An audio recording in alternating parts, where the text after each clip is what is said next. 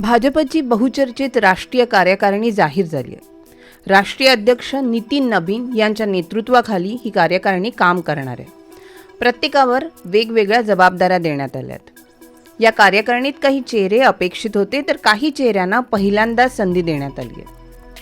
महाराष्ट्राचा विचार करायचा झाल्यास विनोद तावडे हे राष्ट्रीय सरचिटणीसपदी कायम आहेत, तर पियुष गोयल राष्ट्रीय कोषाध्यक्षपदी आहेत. माजी खासदार भारती पवार यांची राष्ट्रीय उपाध्यक्षपदी वर्णी लागली. पण एक चेहरा असा आहे त्याने सर्वांचंच लक्ष वेधलंय. तो चेहरा म्हणजे प्रीती गांधी. त्यांची राष्ट्रीय सोशल मीडिया सहसंयोजकपदी वर्णी लागली आहे. या प्रीती गांधी कोण आहेत हेच आज आपण पाहणार आहोत. प्रीती गांधी या मुंबईच्या आहेत. त्यांनी महाराष्ट्र भाजपसाठी सोशल मीडियाचं काम सांभाळलं होतं. यांनी भाजपच्या सोशल मीडियाची कमान पहिल्यापासूनच आपल्या खांद्यावर घेतली होती. भाजपच्या सोशल मीडिया थिंक टँकपैकी त्या एक मानल्या जातात.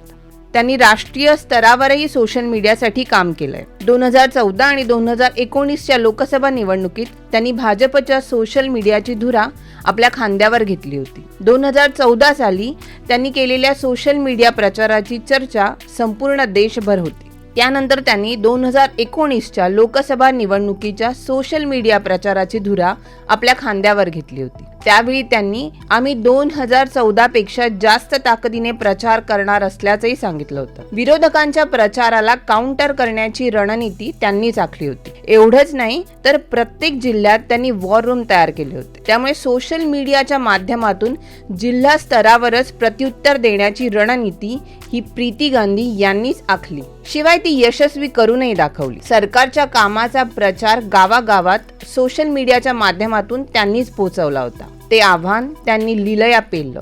त्यांच्या कामाचं कौतुकही त्यावेळी झालं होतं. दरम्यानच्या काळात सोशल मीडिया प्रचंड स्टॉक झाला होता. फेक न्यूजचा मोठ्या प्रमाणात भडीमार होता. अशावेळी त्याला प्रत्युत्तर कसं द्यायचं यासाठी याच प्रीती गांधी यांनी रणनीती आखली होती. ज्या ठिकाणी फेक न्यूज त्याच ठिकाणी प्रत्युत्तर, अशा पद्धतीनं त्यांनी यंत्रणा कामाला लावली. महाराष्ट्रात प्रत्येक जिल्ह्यात त्यांनी महिला मोर्चाच्या कार्यकर्त्यांना कामाला लावलं होतं.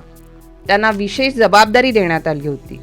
त्याचा रिझल्टही मिळाला होता असं त्यांनी सांगितलं होतं. शेवटी त्याच कामाची दखल आता राष्ट्रीय पातळीवर घेण्यात आली आहे. त्यामुळे त्यांना राष्ट्रीय अध्यक्ष नितीन नबीन यांच्या टीममध्ये काम करण्याची संधी मिळाली आहे. राष्ट्रीय सोशल मीडिया सहसंयोजक म्हणून त्या काम करणार आहेत.